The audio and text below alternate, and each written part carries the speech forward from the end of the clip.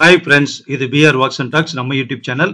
நம்ம சேனல்லேருந்து போடக்கூடிய எல்லா கதைகளும் நீங்கள் கேட்கணும் அப்படின்னா இந்த வீடியோக்கு கீழேயே சப்ஸ்கிரைப் அப்படின்னு ஒரு பட்டன் இருக்கும். அதை கிளிக் பண்ணிட்டீங்கன்னா நம்ம சேனலுக்கு போடக்கூடிய எல்லா கதை வீடியோக்களுடைய நோட்டிஃபிகேஷன் உங்களுக்கு வந்த உடனே அதை ஓப்பன் பண்ணி நாவல்கள், சிறுகதைகள் எல்லாமே நீங்கள் கேட்கலாம். எல்லாமே நல்ல நல்ல அற்புதமான கதைகளாக நம்ம சேனல் மூலமாக கொடுத்துட்ருக்கோம். கண்டிப்பாக உங்களுக்கு பிடிக்கும். கேட்டுட்டு லைக் பண்ணுங்கள், ஷேர் பண்ணுங்கள், கமெண்ட் பண்ணுங்கள். இந்த வீடியோவில் கேட்கக்கூடிய கதை நாவல் ஆசிரியை ராஜம் கிருஷ்ணன் அவர்கள் எழுதிய அற்புதமான ஒரு நாவல் வேருக்கு நீர். சாகித்ய அகாடமி விருது பெற்ற நாவல் இது. இதனுடைய பகுதிகள் தான் கேட்டுட்டு இருக்கோம். இந்த வீடியோல இப்போ அடுத்த பகுதி கேட்க போறோம். கேட்கலாமா?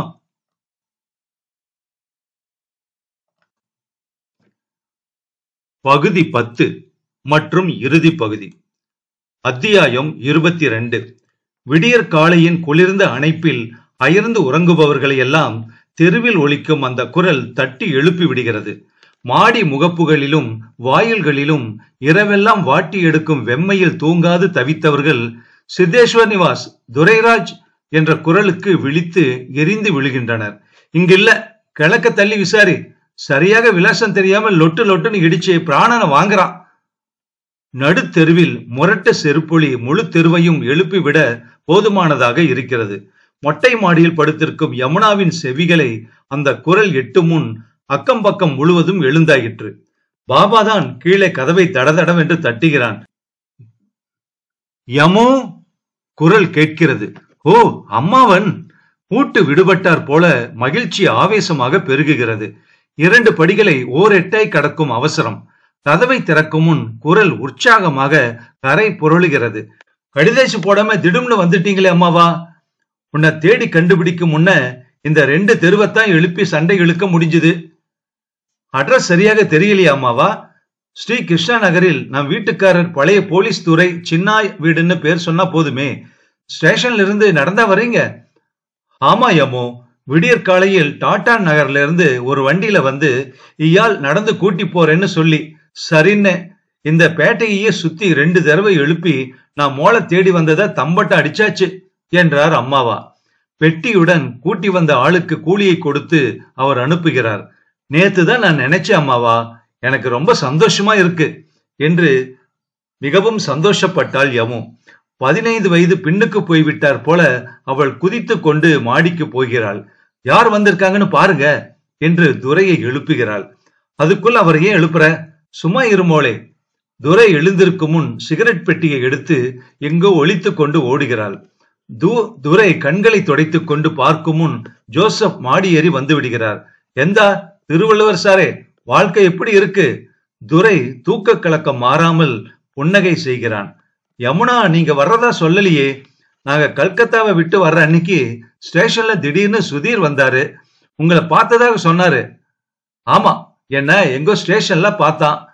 யமுனா எப்படி இருக்கான்னு விசாரிச்சான். நான் சொன்னேன், எப்படி இருக்கு தொழிலெல்லாம் துரை? தொழிலா? அதை ஏன் கேக்குறீங்க? ஊரை கொளுத்தியே தீருவேன்னு கங்கணம் கட்டிக்கிட்டு இருக்காங்களே.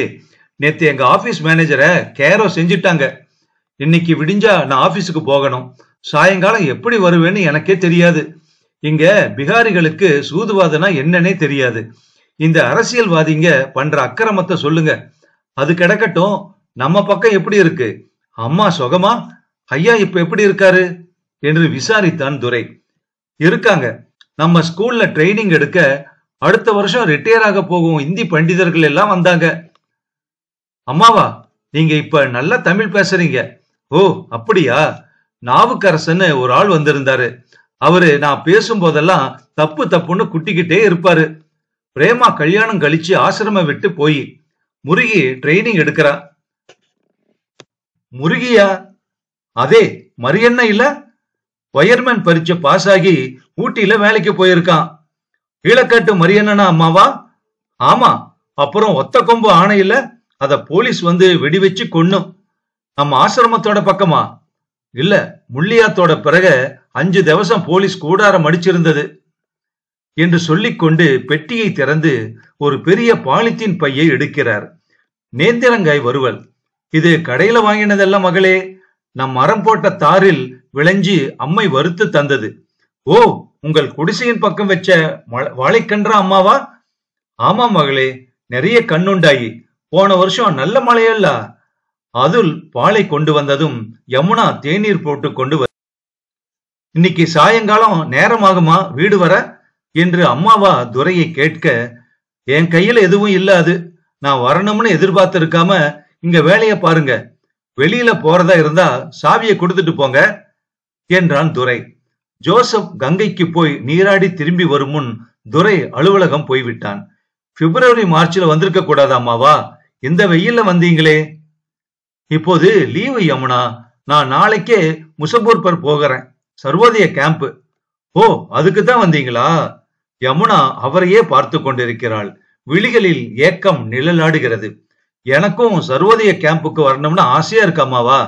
மோளே, நீ இழைச்சி மெலிஞ்சு போய் அம்மைக்கு என்ன சமாச்சாரம் சொல்லணும்? யமுனா வெற்றிடத்தை பார்த்தார் போல நிலைத்து நிற்கிறாள். மெல்லிய நெடுமூச்சு இழைக்கிறது. அம்மாவா, காட்டுக்குள்ள இன்னமும் பாசறை இருக்கிறதோ? கேரனும் மாறனும் வருகிறார்களோ நோட்டீஸ் வீசி போக? கேரனை யாரோ குத்தி கொன்னும், அவ்விடமெல்லாம் போலீஸ் கண்காணிப்புண்டு. இதை சாதாரணமாக சொல்வது போல் சொல்கிறார் அம்மாவா. யமுனா வேதனையுடன், இனி போலீஸ குத்தி கொள்ள வருவாங்க என்று முணுமுணுக்கிறாள். மோளே, கல்கத்தாவுல சுதீர பார்த்தாயோ? இல்ல, நான் எதுக்கு பார்க்கணும் அம்மாவா? ஒரு துரோகியோட முகத்துல விழிக்க கூட எனக்கு இஷ்டம் இல்ல. அது தப்பு மகளே. வெறுப்பில் அன்பும் அகிம்சையும் வளராது. நீ ஒருபோதும் யார் மீதும் வெறுப்புக்கோ பகைக்கோ இடம் கொடுக்காமல் இருக்க பழகிக் கொள்ள வேண்டும். துரை பகல் உணவுக்கு வருவதில்லையா? மாசம் 20 நாள் ஊரில் இருப்பதில்லை. பகல் எல்லாம் உனக்கு ஜோலி? ஒன்னும் சுகமில்லை. சர்க்கார் சங்கத்தில் யாரும் வருவதில்லை. மாந்தோப்பு குடிசை பக்கம் போய் குடிக்க கூடாது என்று சொல்லுவேன். குளிர் தாங்க முடியாமல் இருக்கும் போது பங்களாவெல்லாம் ஏறி இறங்கி கம்பளி துணிமணி சேர்த்து தச்சு ஒட்டி இல்லாதவர்களுக்கு கொடுத்தேன். இதற்காக நான் இந்த ஊர் பெரிய மனிதர்களிடம் உதவி கேட்க போனதை பற்றி பிறகு சொல்கிறேன். அக்கம் பக்கம் அலையும் குழந்தைகளுக்கு நல்ல வழக்கங்களும் படிப்பறிவும் சொல்லிக் கொடுக்கிறேன். அதற்குள் இங்கிருப்பவர்கள் வம்பு பேசுகிறார்கள். ஒரு ஒழுங்காக எதுவும் செய்ய முடியவில்லை அம்மாவா. ஜோசப்பின் நோக்கு முன்னரை அலங்காரங்களை சுற்றி அலைகிறது. அன்னப்பட்சிகள் போன்ற அலங்கார பொம்மையை எடுத்து பார்க்கிறார். இடையில் சிறு கடிகாரம், ஜப்பானில் செய்தது. நடு மேஜையில் ஒரு பளிங்கு போன்ற சாம்பல் கிண்ணம், உட்கார்ந்து படிக்கும் வகையில் பெரிய அலங்கார விளக்கு. அவர் அதையெல்லாம் பார்க்கும்போது யமுனா உள்ளே வேலையாக இருப்பதை போல் பரபரக்கிறாள். மாஜி என்று அழைத்துக் கொண்டு வண்ணாத்தி வருகிறாள். இஸ்திரி போட்ட துரையின் உடுப்புகளை அடுக்கடுக்காக வைக்கிறாள். சைனா என்ற முத்திரை தெரியும்படி மடித்து வைத்திருக்கிறாள் வண்ணாத்தி. யமுனா, அவள் சட்டென்று வந்து துணி அடுக்கை உள்ளே கொண்டு போய் அலமாரியை திறந்து வைக்கிறாள். அலமாரியை திறக்கையில் குபீர் என்று மணங்கள் கமழ்கின்றன. மடிப்பு மடிப்பாக கழுத்தில் கட்டிக்கொள்ளும் டைகள் தொங்குகின்றன. ஏறும் வெயிலின் கடுமையை சமாளிப்பது போல் விசிறியை போட்டுக்கொண்டு புன்னகை பூக்கிறாள் அவள். என்ன சமையல் பண்ணலாமாவா? துரை வருவாரா சாப்பிட? ஹோட்டலா? வேறு என்ன செய்யலாம் சொல்லுங்க அம்மாவா. நீ சந்தோஷமாக இருக்கியா மகளே? ஏன், என்ன பார்த்தா எப்படி இருக்கு? அவள் சிரிக்க முயன்றாலும் தொலைவில் கார்மேகம் குமுறுவது போல் இருக்கிறது. கிழங்கை நறுக்கி வேக வைத்து மாவை பிசைய தொடங்குகிறாள். சமையல் அறையில் 2 பீங்கான் பாண்டங்கள் இருக்கின்றன. மேடையில் வெண்ணெய் கல் பாவி துப்புரவாக இருக்கின்றன. கை துடைத்துக் கொள்ள ஒரு பழைய கந்தலை வெண்மையாக மாட்டிக்கொண்டிருக்கிறார். 2 பேருக்கு இவ்வளவுமா பிசைறியே என்று கேட்டார் அம்மாவா. சாயங்காலம் 4-5 குழந்தைங்க வருவாங்க அம்மாவா. ஊரு எல்லாம் அவங்களுக்கு யார் செஞ்சு கொடுப்பாங்க? அம்மாவா, இங்கே ராம்தானா என்று ஒரு தானியம் இருக்கிறது. நம்மூர் கீரை விதையை போல அளவில் பெரிதாக இருக்கிறது. அதை வைத்து லட்டு செய்கிறார்கள். நாம் கீரை பொரி உருண்டை செய்வது போல சம்பா எனக்கு செய்து கொண்டு வந்தாள். ஆமாம், யார் சம்பா என்று கேட்டார் அம்மாவா. இங்கே இருக்கிறாள். புருஷன் எங்கோ கல்கத்தா சணல் ஆலையில் 15 வருஷமாக வேலை செய்து ரூபாய் அனுப்புகிறான். இவள் 2வது பொஞ்சாதி. 7 குழந்தைகள். அந்த குழந்தைகள் தான் இங்கு வருகிறார்களா? அதில் 3 பேர் வருவார்கள். துரை இதற்கெல்லாம் அவர் முடிக்கும் முன் உண்மை பட்டென்று வெடித்து விடக் கூடாது என்று அவள் பேச்சை மாற்றி சிலம்பம் ஆடுகிறாள். சுதீர நீங்க பாத்தீங்களா அம்மாவா?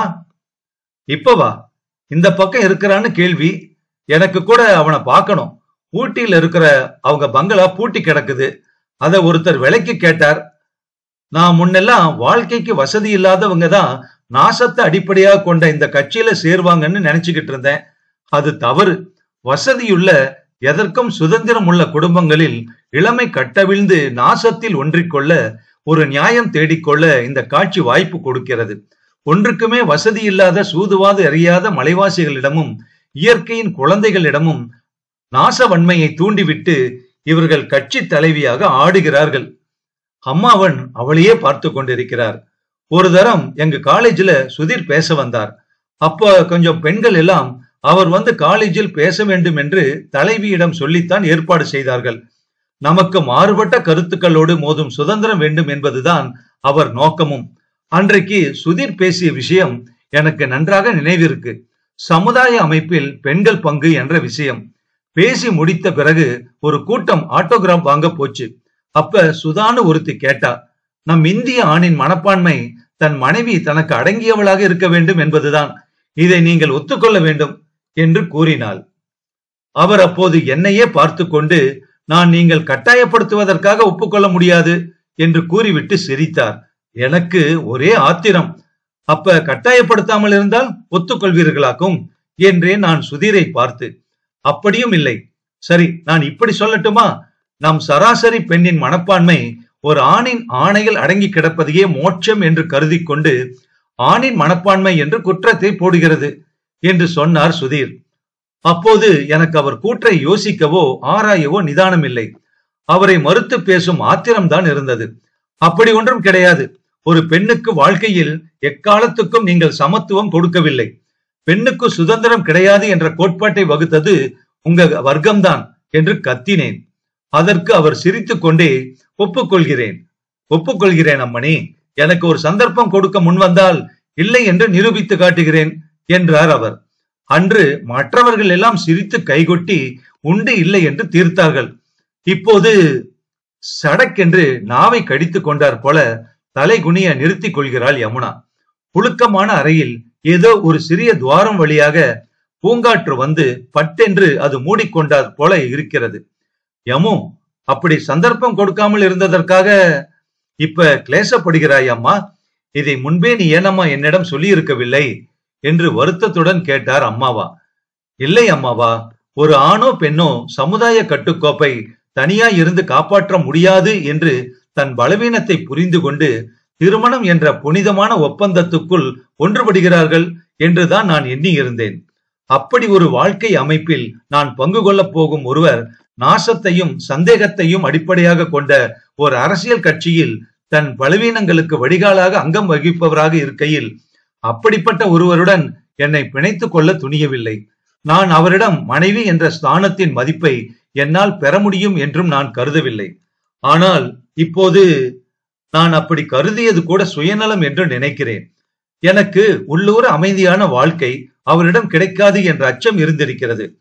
அம்மாவா, அம்மா கூட ஒவ்வொரு வருஷமும் பெண்கள் விடைபெற்று பள்ளியை விட்டு போகும்போது சொல்லுவாள், என்னிடம் இந்த பள்ளியில் இருந்து விடைபெற்று போகும் நீங்கள் எல்லோருமே இதயங்களில் அன்பும் அகிம்சையுமாகிய நம்பிக்கை பொறியை ஏந்தி செல்கிறீர்கள். இதை நீங்கள் செல்லும் இடங்களில் எல்லாம் பாதுகாத்து இதனிலிருந்து கிடைக்கும் ஒளியால் உலகை இருள்படாமல் வைக்க வேண்டும் என்பாள். இந்த சொற்களை எத்தனை முறைகளோ கேட்டிருந்தும் எனக்கு நம்பிக்கை விழவில்லையே அம்மாவா. அதற்கு காரணம் நீ கண்விழித்த பிறகு உலகம் நம்பிக்கையை இழக்க தொடங்கிவிட்டதுதான் மகளே.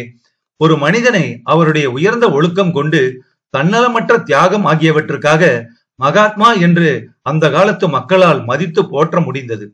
ஆனால் இப்போதோ விளம்பரங்களினாலேயே ஒரு மனிதன் மகாத்மாவாக முடிகிறது.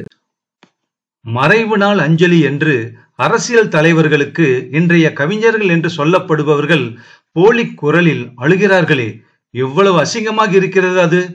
இப்போது தலைவனாக சொல்பவனிடம் மக்களால் நம்பிக்கை வைக்க முடியவில்லை. அதே சமயத்தில் தலைவன் வேண்டியும் இருக்கிறது. எல்லாம் போலியாக இருக்கிறது. தலைவன் காந்தி விழா கொண்டாடிவிட்டு காக்டெயில் பார்ட்டியில் போய் மூழ்கி கழிக்கிறான். காந்தி விழா கொண்டாட முன்பே விளம்பரம் வேண்டி பத்திரிகைக்காரர்களுக்கு அழைப்பு, விருந்து.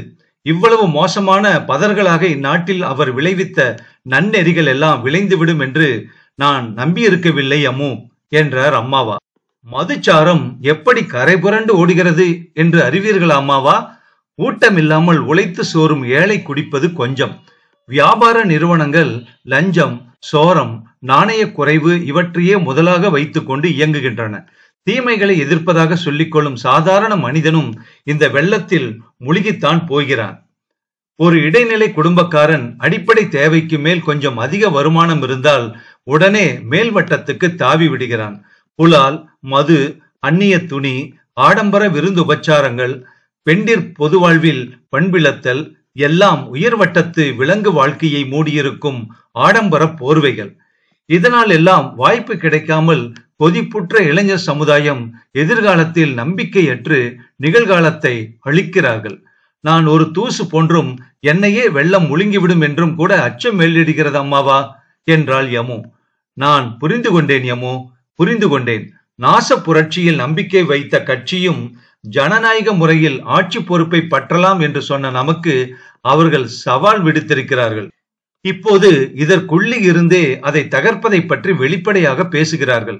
உள்ளத்தில் சோரம் போவதையே எண்ணிக்கொண்டு திருமண போர்வைக்குள் புகுவது போல, மனசுக்குள் சுகபோகங்களையே கருதி கொண்டு துறவாடை மேற்கொள்வது போல், மக்களுக்கு தொண்டன் என்று சொல்லிக்கொண்டு பதவியை கைப்பற்றிக் கொள்வது போல அவர்கள் பேசிக் கொண்டிருக்கையிலேயே அதுல், நிதா மற்றும் எல்லோரும் வந்து விடுகின்றனர். அவர்கள் வகுப்பு நடத்தி கொண்டிருக்கும் போதே ஜோசப் பயணத்துக்கு சித்தமாகி விடுகிறார். மாலை நேர ஸ்ரீமரில் கங்கையை கடப்பதாக சொல்லி பையை கொண்டு செல்கிறார். அவரை வழி அனுப்பிவிட்டு யமுனா திரும்புகையில் துரையை அடிக்கடி பார்க்க வரும் ஒரு பருமனான சீக்கியன் வருகிறான். மிஸ்டர் துரை, ஆபீஸிலிருந்து இன்னும் வரவில்லையே? இதை பத்திரமாக வைத்து விடுங்கள். கனமான பெட்டி ஒன்றை ரிக்ஷாக்காரன் கொண்டு வந்து உள்ளே வைக்கிறான்.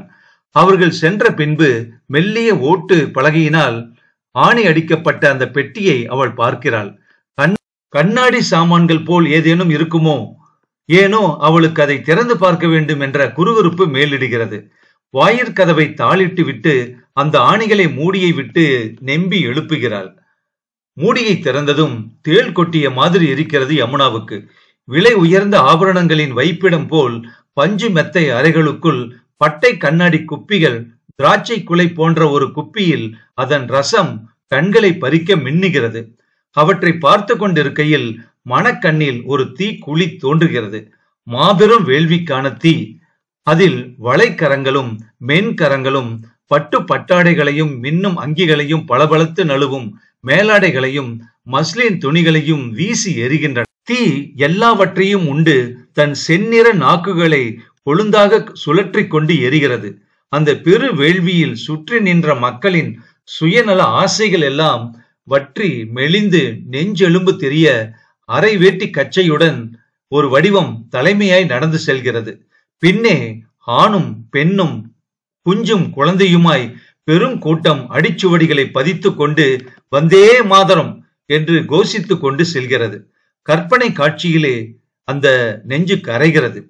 இங்கே குண்டு குண்டாய் சுமைகள், திராட்சை குலையின் தோற்றத்தில் அறிவை மயக்கும் நஞ்சு, கண்ணுக்கு நஞ்சை கக்கும் கருநாகமும் அழகாகவே இருக்கிறது. இந்த நஞ்சு யாருடைய அறிவையும் குழப்பாதபடி நாசமாக வேண்டும். உடைத்து பாதாள சாக்கடையில் ஊற்றிவிடலாம். கண்ணாடி சிதிலங்களை குப்பை தொட்டியில் போட்டுவிடலாம் என்று முடிவு செய்தாள் அவள். கள்ளிப்பெட்டி, அட்டை, பஞ்சுகளை ஏழை சம்பாவிடம் உணவுக்கு தீ மூட்ட கொடுத்து விடலாம். நல்ல வேளையாக அம்மாவன் ஸ்ரீமருக்கு போய்விட்டார். துரை 6:45 மணிக்கு கதவை தட்டும் போது அவள் நெடி தெரியாமல் இருக்க தண்ணீரை ஊற்றி கழுவி கொண்டிருக்கிறாள். குளியல் அறையில் கூந்தலை சுற்றி கட்டிக்கொண்டு தூக்கி செருகிய சேலையில் ஈரம் படிய கதவை திறக்கிறாள் யமு. முகத்தில் அசாதாரணமான ஒரு பளபளப்பு மின்னுகிறது. என்ன சமாச்சாரம்? என்னவோ வாட வருதே என்று கேட்டுக்கொண்டே துரை உள்ளே நுழைகிறான். பாத்ரூம்ல கொஞ்சம் பெனாயில் ஊத்தி கழுவுன என்றாள் யமு. நெடி அடிக்கும்படி எதுக்கு இவ்வளவு ஊத்துன என்று கடிந்து கொள்கிறான் துரை. அவள் அதற்கு மறுமொழி கூறாமல், இதோ நான் குளிச்சிட்டு வரேன் என்று உள்ளே செல்கிறாள். மடமடவென்று குழாய் கொட்ட திறந்து வைத்துக் கொண்டு ஊற்றிக் கொள்கிறாள். சொல்லோனாத விடுதலை உணர்வு. அவளுடைய ஆனந்தத்தை பலார் என்று அறைவது போல் அலமாரி கதவு படார் என்று அறைபடுகிறது. யமுனா, ஏய் யமுனா! அவன் தட்டும் வேகத்தில் குளியல் அறை கதவும் அந்த வெறி குரலில் அவள் உடலும் அதிர்கின்றன. குளிச்சிட்டு வரேன்னு சொன்னனே, ஏன் இப்படி கூப்பாடு போடுறீங்க? நீ குளிச்சிட்டு வர வேண்டாம். இப்ப என்ன குளியல்? சாவு நடந்தா போல. கதவை திறக்கிறியா உடைக்கட்டுமா? கதவை ஒரு கழித்து திறந்து நீர் சொட்டும் முகத்தை மட்டும் நீட்டிக்கொண்டு அவள் அமைதியான குரலில் கேட்கிறாள். ஏன் இப்படி கோவிச்சுக்கிறீங்க? என்ன குடிமொழிக்கு போயிடுச்சு போ? சிங்ஜி பெட்டி கொண்டு வந்து கொடுத்து பத்திரமா வைக்க சொல்லி இருப்பானே, அது எங்க? அது அத உடைச்சு குப்பையில ஊத்திட்டேன். சாவதானமாக விழிகள் தாழ அவள் கூறுகையில் ஈரம் கொட்டும் அவள் கண்ண பொட்டுக்களில் பலார் பலார் என்று அறைகள் விழுகின்றன. அவனுடைய கண்கள் சினத்தை உமிழ்கின்றன. என்ன நினைச்சுக்கிட்டு இருக்க? விளையாடுறிய நீ? மரியாதையா உள்ளத சொல்லிடு. அவள் மறுமொழி கூறாமலே குளியலறை கதவை பின்புறம் இருந்து அழுத்த பார்க்கிறாள். ஆனால் அவன் கதவை மல்லாத்திக் கொண்டு அவள் கையை பற்றி மூர்க்கத்தனமாக வெளியே இழுக்கிறான். ஈரம் சொட்டும் உள்ளாடையுடன் நிற்கும் அவள் கன்னங்களில் மாறி மாறி அடிகள் விழுகின்றன.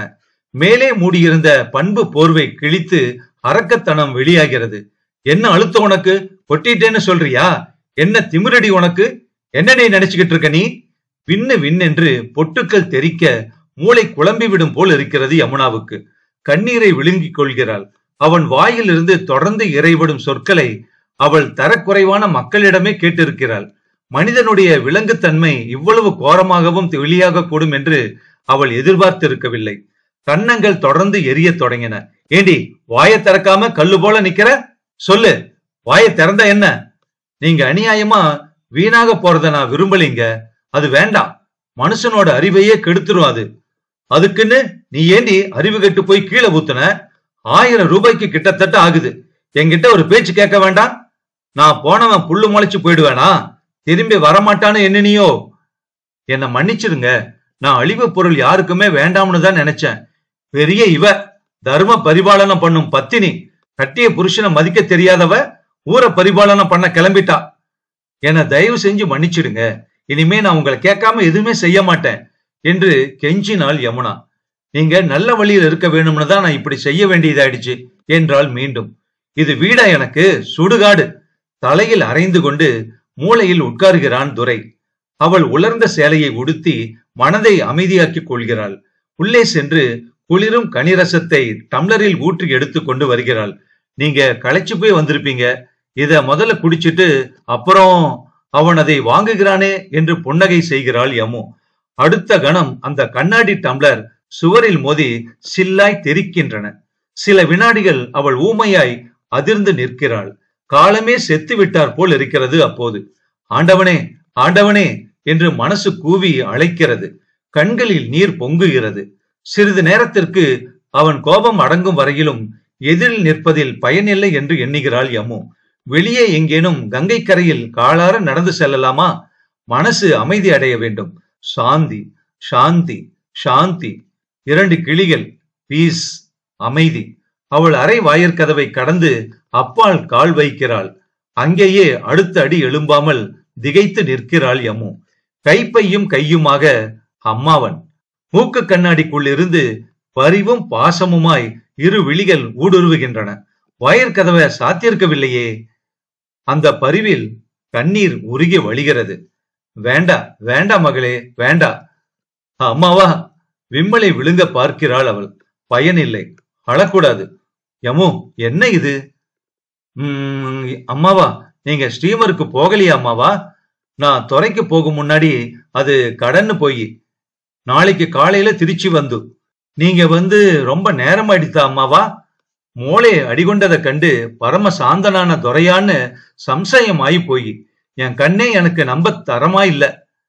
அவர் மேல குற்றம் இல்ல அம்மாவா. பெரு வெள்ளத்தோட இழுப்பை எதிர்த்து எதிர்நீச்சல் போடுங்கன்னு நான் கரையில இருந்துதான் கத்துறேன். அவரு வெள்ளாற்ற சமாளிக்க நற்றாற்றுல நிற்கிறார். அம்மாவா, எனக்கு கொஞ்சம் பணம் தந்து உதவ முடியுமா என்று யமுனா கேட்கிறாள். ஏய் அதிக பிரசங்கி என்று உள்ளிருந்து குரல் வருகிறது. நீ ஒன்னும் அவர்கிட்ட போய் கேட்க வேண்டாம். என் புத்தி நஷ்டத்துக்கு என் தலையில போட்டுக்கிறேன். பூனை காவல் இருக்காதுன்னு தெரிஞ்சுக்கிட்டே அதுகிட்ட காவல் பொறுப்பு ஒப்படைச்சேன் பாரு. அவள் சட்டென்று உள்ளே சென்று கண்ணாடி துண்டுகளை வாரி குப்பை தொட்டியில் போட்டு தரையை துடைக்கிறாள். 2 டம்ளர்களில் மோரை கரைத்து வந்து பெரியவரிடம் கொடுக்கிறாள் யமு. அவருக்கு ஒண்ணு கொடுத்துருங்க, நீங்களும் ஒண்ணு சாப்பிடுங்க அம்மாவா. அவருக்கு வயிறு காலி. ஒரு 10 நிமிஷத்துல சாப்பாடு தயாராகும். என்ன? அவள் சென்ற பின் ஜோசப் துரையின் கைகளை பற்றி கொள்கிறார். தம்பி, நீ ரொம்ப குழம்பி போயிருக்கேன்னு தெரியுது. இந்தா முதல்ல இத சாப்பிடு. அமைதியா என்னால சமாளிக்க முடியல சார், அவ என்ன புரிஞ்சுக்கவே மாட்டேங்கிறா என்று குறை கூறினான் துரை. நான் சொல்றேன், நீ இத குடி. யமுனா, இன்னொரு டம்ளர் வேணும் எனக்கு. உனக்கு அவளுக்கு நீதான். ஒருத்தருக்கொருத்தர் துணை, ஆதரவு, நிழல், ஒளி எல்லாமே. தணலும் சூடும் மாறி மாறி இருக்கும். ஆனா ஆதாரத்தை விட்டு விலகக்கூடாதுப்பா. எரிந்து கிளர்ந்து வரும் குடலில் மழையாக விழுகிறது குளிர்ந்த மோர். கூடத்தில் விளக்கேற்றி வைக்கிறாள் யமுனா. இனிய பிரார்த்தனை குரல் அமுதமயமாக நிறைகிறது. அத்தியாயம் 23 மற்றும் இறுதி அத்தியாயம். அம்மாவன் மறுநாள் காலை புறப்படும் வரையிலும் பேச்சுக்கள் மேலெழுந்த வாரியாக அமுங்கி விடுகின்றன. துரைக்கு காலையில் பேச நேரமில்லை. இருவரும் சென்ற பிறகு வழக்கம் போல் யமுனாவினால் அமைதியாக தன் அலுவல்களில் ஈடுபட முடியவில்லை. அவர்களிடையே தோன்றி அகன்று வரும் பெரிய பிளவை எப்படி சமாளிக்கப் போகிறாள்? ஓர் அலை போல் நாட்டில் சுதந்திர போராட்டத்தின் போது மட்டும் ஏற்பட்ட நற்பண்புகள் குறுகிய கால பண்புகளாய் கால வெள்ளத்தின் வேகச் சுழலில் சிக்கிய துரும்பு தூசிகளைப் போல மக்களிடையே ஒட்டாமல் பயன்படாமல் மறைந்து விட்டன. அவள் அப்படி சுழலும் துரும்பாய் தனித்த நெறியை இழந்து விடாமல் எதிர்நீச்சல் போட போகிறாளா? இந்த இல்லற வாழ்க்கை என்னும் சுழலுக்குள் இருந்து மீள வழியின்றி பயன்படாமலே மாயப் போகிறாளா? அவளுக்கே அது புரியவில்லை. ஏதோ ஒரு பரபரப்பான கட்டத்துக்கு வருவதைப் போல் அர்த்தமற்ற ஆவலுடன் மாலை நெருங்குகிறது. வழக்கத்திற்கு சற்று முன்னரே அவன் வீடு திரும்பி விடுகிறான். யமுனா சிரித்த முகத்துடன் எதிர்கொண்டு நிற்கிறாள். சீக்கிரமா வந்துட்டீங்களே என்று கேட்டுக்கொண்டே பிஸ்கோத்தும் தேநீரும் கொண்டு வருகிறாள். மாம்பழ துண்டங்களை தட்டில் வைக்கிறாள். அவனோ ஆழ்ந்த முகத்துடன் அமர்ந்து கொண்டிருக்கிறான். ஏன் சாப்பிடாம உட்கார்ந்துருக்கீங்க? உடம்பு சுகம் இல்லையா? ஒர்க்கர் ஸ்ட்ரைக்குன்னு சொன்னீங்களே, எப்படி இருக்கு? இந்த பரிவு விசாரணைகள் உண்மையிலேயே மனதினுடைய ஆழத்தில் இருந்து வருபவிதானா என்று கேட்பதை போல அவளை பார்க்கிறான் துரை. இப்படி உட்காரு யமுனா, உங்ககிட்ட நான் கொஞ்சம் சீரியஸா பேசணும். பீடிகை பலமா இருக்கே, சொல்லுங்க. விளையாட்டுல யமுனா, நான் யோசித்து யோசித்து பார்த்தேன். ராவெல்லாம் நான் செஞ்சது பெரிய தப்பு. அடே அப்பா, என்ன அவ்வளவு பெரிய தப்பு? தொழிலாருக்கு வாக்குறுதி கொடுத்து கேராவை முடிச்சதாக அன்னைக்கு சொன்னீங்களே, அதுவா? அதெல்லாம் உனக்கு தொடர்பில்லாத சமாச்சாரங்கள். நான் பேச போறது உன் சம்பந்தப்பட்ட விஷயம். சரி சொல்லுங்க. பரபரப்பை கஷ்டப்பட்டு அடக்கிக் கொள்கிறாள் யமு. நான் உன்னை கல்யாணம் பண்ணிக்கிறேன்னு சொன்னதே பெரிய தப்பு. அவள் சிரிப்பு கலகலவென்று பூக்களை சிதறினால் போல ஒலிக்கிறது. இவள் என்ன பெண் என்று அவன் விழிகள் அகல நோக்குகிறான். எப்படி கண்டுபிடிச்சீங்க? ராத்திரி முழுசும் எப்போதும் நடந்து போன விஷயத்த குறிச்சு ஆராய்ச்சி பண்ணினீங்களாக்கும். எனக்கு என்னவோ ஆராய்ச்சியோட முடிவு ஒப்புக்கொள்றா போல இல்ல. விளையாட்டு யமு, உனக்கு எனக்கும் அக்கோடிக்கு இக்கோடி. இந்த வாழ்க்கைய நீட்டுவதனால நாம ரெண்டு பேரும் சந்தோஷப்பட போறதில்ல. அப்புறம் மேலும் மேலும் கசப்பாவதற்கு முன்னாடியே நாம சொல்லுங்களேன். அவன் தரையை பார்க்கிறான். ஒரு முடிவு செஞ்சு கொள்ளலாம் என்றான் துரை. கோர்ட்டுக்கு போகணும்னு சொல்றீங்களா என்று பட்டென்று கேட்டாள் யமு. நீ அது அவசியம்னு கருதினா சட்டப்படி விடுதலை பெறலாம். அவள் குனிந்து அவன் காதோடு, வேற பார்த்து நிச்சயம் செஞ்சிட்டீங்களா? அவன் அவளை உறுத்து பார்க்கிறான். ஏன், நான் கேட்க கூடாதா என்றாள் யமு. நீயோ பிரிஞ்சு போக போற, உனக்கு அதை பத்தி என்ன கவலை? நீங்க முடிவு கட்டினா நான் பிரிந்து போவதாக அர்த்தமா? அப்படியானா நீ இப்படியே தினம் தினம் கருவிக்கிட்டே இருக்கணுங்கிறியா? பின்ன இல்லாம எப்படி போறது? உங்களுக்கு என்னை விலக்கி வைக்க ஒரு அதிகாரமும் கிடையாது. சட்டப்படி போனா கூட நான் பட்டு பட்டுன்னு உள்ளத உள்ளபடி சொல்லுவேன். எந்த வக்கீல் வேணும்னாலும் பாருங்க, என்ன விலக்கி வைக்க ஒரு காரணமும் இல்லைன்னு சொல்லுவாங்க. இதோ பாரு யமுனா, நாம ரெண்டு பேருமே ஒருத்தருக்கு ஒருத்தர் புரிஞ்சுக்கிட்டு போகணும். ரெண்டு தலை பாம்பு போல ஒன்னு விழுங்குறா போல நிக்கிறதுல என்ன லாபம்? நீயே சொல்லு. ரெட்டத்தலை பாம்பு இல்லைங்க, நீங்க மிகவும் உயர்ந்தவராக இருக்கணுங்கிறது தான் என்னுடைய லட்சியம். நான் பலவீனத்துக்கு ஆளாகும் போது நீங்க எனக்கு உறுதி கொடுப்பவராக இருக்கணும். ஆனா நீங்களோ பார்ட்டியில அரை உடம்ப காட்டிக்கிட்டு வலிய வலிய நிரப்பி கொடுக்கறது தான் இப்போதைக்கு தகுந்த சதி தர்மம்னு நினைக்கிறீங்க. உலகம் பிறந்த நாள்ல இருந்து பிறந்திருக்கும் மகான்கள் எல்லாம், தீர்க்க தரிசிகள் எல்லோருமே அறிவை குழப்பும் இன்பங்கள் விளக்க தகுந்தது என்றுதான் சொல்லி இருக்காங்க. நம்ம வாழ்க்கை ஆதர்ச வாழ்க்கையாக இருக்க வேண்டும்னு நான் நினைக்கிறேன். அதுக்காகவே என் மூச்சு உள்ள வர போராடுவேன் என்று படபடவென்று பொரிந்து தள்ளினாள் எம்மு. நீ உன் வரைக்கும் இருந்துக்கோ. என்ன கட்டுப்படுத்துறதானா எனக்கு எவ்வளவு சங்கடம்ங்கிறத தெரிஞ்சுக்கணும். கொஞ்சமாச்சும் நீ புரிஞ்சுக்கணும். இதோ பாரு, எங்க சரக்கு வியாபார போட்டியில எடுபட வேணும். அதுக்கு நாங்களும் அதிகாரம் உள்ளவங்களை கவர வசப்படுத்த ஏதேதோ செய்ய வேண்டி இருக்கு. வாய் கூசாம அதை கொண்டா இதை கொண்டான்னு கேக்குறாங்க. பில்லு பாஸ் ஆகாம நிக்குது. அந்த நபருக்கு தான் அந்த பாட்டில் எல்லாம் வரவழைச்சேன். நீ எல்லாத்தையும் நாசம் செஞ்சுட்ட. என்ன சார், ஜப்பான் டெரிகாட்டா இது? மாசம் மாசம் நேபாள் போயிட்டு வரீங்க. நம்ம வீட்டுல டெர்லின் ஐலக்ஸ்னு பிச்சு புடுங்கறாங்க. நானும் சொல்றேன், ஆனா நீங்க காதலியே போட்டுக்கல. பில்லு பாஸ் ஆகணும்னா மட்டும் கரெக்டா வந்துடுறீங்கன்னு ஒரு 3ஆம் படி ஆசாமி முதல்ல விரட்டுறான். கேட்கறதுல அடியில இருந்து முடிவு வர நாணமே இருக்கிறது இல்ல. இதுக்கெல்லாம் கம்பெனி ஈடு கொடுக்கணும்னா கோல்மால் தான் பண்ண வேண்டி இருக்கு. உருப்படி இல்லாத மிஷினரி எல்லாம் தலையில கட்டணும். அதுக்கு சமத்காரமா செய்யணும். தப்பி தவறி பார்லிமெண்ட்ல எவனேனும் கேள்வி கேட்டு இழுத்து விடாம அதையும் சமாளிக்கணும். ஒவ்வொருத்தன் லேசில மசிய மாட்டான். வேலையை விட்டுறலான்னு யோசனையை தவிர நீதான் வேற ஏதாவது யோசனை இருந்தா சொல்ல. யமுனா புன்னகை விளங்க, நீங்க கோபிக்காம இருந்தா நான் ஒன்னு சொல்றேன். நீங்களே ஜப்பான் நைலானும் சீனா காட்டனும் போட வேண்டாமே. இது இந்திய சரக்கு, அதனால மோசமானதுன்னு நீங்களே நம்ம சரக்கு எல்லாம் எத்தனையோ தடவை மட்டமா பேசி கேட்டிருக்கேன். அந்த அளவுல உங்களால நேர்மையாக இருக்க முடியாதா என்று கேட்கிறாள். உன் நேர்மையெல்லாம் பிராக்டிக்கலா வர்றப்ப பயன் இல்லாம போகுது யமுனா. இந்த நேர்மை உபதேசத்தை நான் செய்ய போனா எங்க கம்பெனிக்கு அடுத்த ஆர்டர் வராது. அது மட்டும் போதாம அது சொத்த இது சொல்லைன்னு பொழுது விடிஞ்சா தலை வேதனை தான் கொடுப்பாங்க. அதை சமாளிக்கிறது தான் நம்ம வாழ்க்கையோட லட்சியம்னு நான் நினைக்கிறேன். ஒரு பொய்யிலேயே உலகம் இயங்கிறத நாமும் ஒத்துக்கிறது சரியில்லைங்க.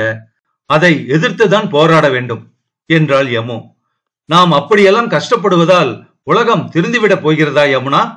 மனித மதிப்பீடுகள் உயர்வாக இருந்த நாளிலேயே காந்தியை பின்பற்றியவர்கள் எத்தனை பேர்? என்னை கேட்டால் என் அபிப்பிராயம் இதுதான். பிரிட்டிஷாரிடம் இந்த சமுதாயம் அடக்கப்பட்டிருந்தது. காந்தி அடங்குவது அடிமைத்தனம், எதிர்த்து நில்லுங்கள் என்று தூண்டிவிட்டார். அதாவது எந்த தெம்பும் இல்லாதவனும் கூட ஒழுங்கீனமாக நடக்கலாம் என்ற மாதிரி அன்றைக்கு எதிர்த்து நின்றவர்கள் எல்லோரும் தேசபக்தர்கள், சிறைக்கு போனவர்கள் எல்லோரும் தியாகிகள். அவர் இந்த அகிம்சையை காட்டிலும் கையில் கத்தியை கொடுத்து நேருக்கு நேராக சண்டை செய்யுங்கள் என்று சொல்லியிருந்தாலே சரியாக இருந்திருக்கும். இது எப்படி இருக்கிறது என்றால், காய்ச்சலில் கிடந்து அரைவயிரும் கால்வயிரும் சாப்பிட்டு பலவீனமானவனுக்கு இதுதானா விமோசனம் என்று ஒரே அடியாக பாதாம் கீரும் பால்கோவாவும் முழு உணவாக கொடுத்தார் போல தராதரம் பார்க்காமல் லட்சியத்தை மாட்டிவிட்டார். இப்போது காலி பயல்களும் ரவுடிகளும் மிருகத்தனமாக கேரோ பண்ணுகிறார்கள். அது காந்தி காட்டின ஒத்துழையாமை இயக்கத்தில் பிறந்ததுதான்.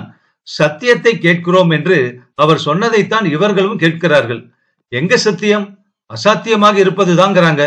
இதை நியாயமாக்கி பெரிய ஜோடனை செய்து லட்சியம் என்று சொல்கிறார்கள். அவர் ஒருத்தரை பொறுத்த மட்டில் அவர் லட்சியம் சரியாக இருக்கலாம். கையில் கொடியை பிடித்துக் கொண்டு கூட்டத்தோடு கூட்டமாக கோஷம் போட்ட அனாம தேயங்கள் எல்லாம் உள்ளத்தோடு துறவு போன்ற சத்தியாகிரகிகள் தானா? நீ நினைத்துப்பார் யமுனா, இன்னைக்கு மனுஷன் சாகிறது அன்றைக்கு விட பல 100 மடங்கு எளிதாக போய்விட்டது. மனித உயிருக்கு இன்றைக்கு அன்றைய மதிப்பு கிடையாது. நீ அன்றைய நிலையில் ஏற்பட்ட கோட்டில் இன்றைக்கு நாம் போகணும் என்று நினைப்பதே ஒரு வகையில் மூடத்தனம்தான் என்று படபடவென்று பேசினான் அவன். ஏங்க, உண்மைய பல பேர் கைவிட்டு விட்டதால உண்மை பொய்யாயிடுமா? பொய்யை எல்லோரும் வாழ்வாக நினைப்பதால் பொய் உண்மையாயிடுமா? நாமும் அப்படி வேஷம் போடாது போனால் மூடத்தனம் என்று நீங்கள் சொல்லுவதை என்னால் ஒப்புக்கொள்ளவே முடியல. சும்மா ஒரு வாதத்துக்காக பேசாதே யமுனா. இங்கே ஏது உண்மை? இந்த விண்வெளி யுகத்தில் உன் கைராட்டையும் கட்டை வண்டியும் லட்சியம் என்றா நல்லாகவா இருக்கு?